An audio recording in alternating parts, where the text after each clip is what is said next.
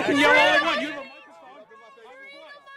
microphone. The heated debate over when to lift stay-at-home order in the US intensified on Monday, with crowded demonstrations popping up in more states where protesters are demanding an end to the lockdown, and in some states counter-protesters are confronting them.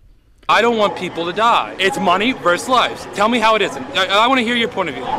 Money and jobs is how we all provide for our families. I'm a self-employed business owner.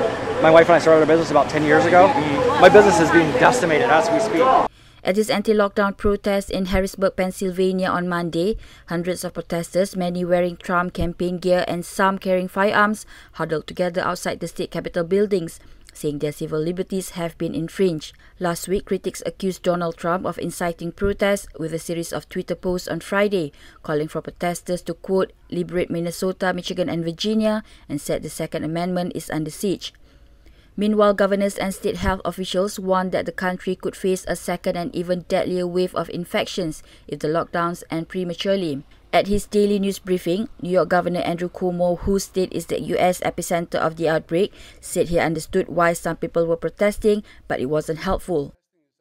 Nobody disagrees that we want to get out of this situation. Nobody.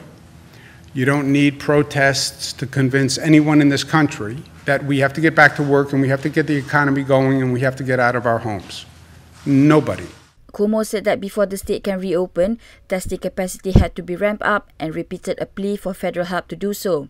Dr. Anthony Fauci, head of the National Institute of Allergy and Infectious Diseases, said there would be no real economic recovery until authorities got the virus under control, and jumping the gun could lead to a big spike in cases.